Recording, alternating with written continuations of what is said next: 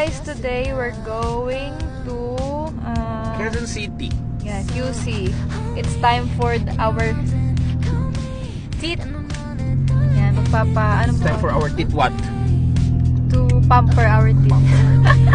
May pamper na rin yung teeth, no? Kapapalingin sa mga ngipin. Ang dami ko ng tartar na na-build up dito sa ilalim ng ngipin ko. Hindi ko lang makita. Kadiri. So, Siguro ayan. last na pinalinis ito kailan lang? 2 years! Oo, naman to. 2 years. Feeling ko lang. Ikaw ba? Ha? Kakagaling ko nga ng last Kagaling week. ko lang kapag- Yes. Pero, let's see kung ano yung gagawin natin sa ngipin natin para mas gumanda. Kasi yung ngipin ko, guys, as you can see, dilaw na dilaw. Ano? Oo nga pala, dami Super nagsasabi kasi kay Mia yellowish. doon. Ang dilaw-dilaw doon ang ngipin mo. It's Hindi ka very daw talaga- nagtututbrush. Oo nga eh. Pero Ganun sa talaga. totoo lang, walang amoy yung bibig ni Mia, walang amoy. Like kung inaamoy yan. Walang amoy talaga madilaw Inborn. ang ngipin. Kasi may mga tao kasing yellow talaga yung ngipin. Pero sabi nila yun daw yung matitibay, guys.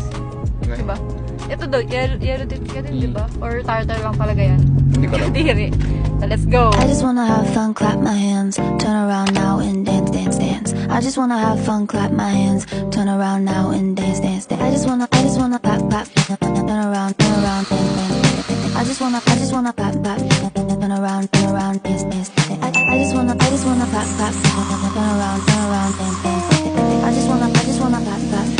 Alagang Van Damme Cares! Grabe yung whitening na ginawa kay Mia, oh. Tinan mo, ngiti. Aba naman! Part one pa lang Puti na. Yung akin naman, takot talaga ako sa cleaning. Pero, ang gaan ng kamay ni Doc, kaya talagang, wala nang tartar. Sobrang satisfied. Guys, kung malapit kayo sa QC, Van Damme Cares. Sobrang galing maglinis ng ngipin. Alagang-alaga. So guys, ang galing kasi sabi sa akin, masakit po to mataas po ba pain tolerance? Sabi ko, hindi. Tapos, nung nilagay na sa akin nung nagpa-whitening kasi ako guys, tapos sabi ko, walang sakit. Sabi ko, hindi, wala man ako naramdaman. Kaya sabi ko, sige po, kahit hanggang 3 babad, okay ako. Tapos yun, natapos ko siya guys. Kaya kung nakakita niya, kanina sobrang yellow talaga nung ngipin ko, as in yellowish talaga siya kasi nga taga Cavite kami.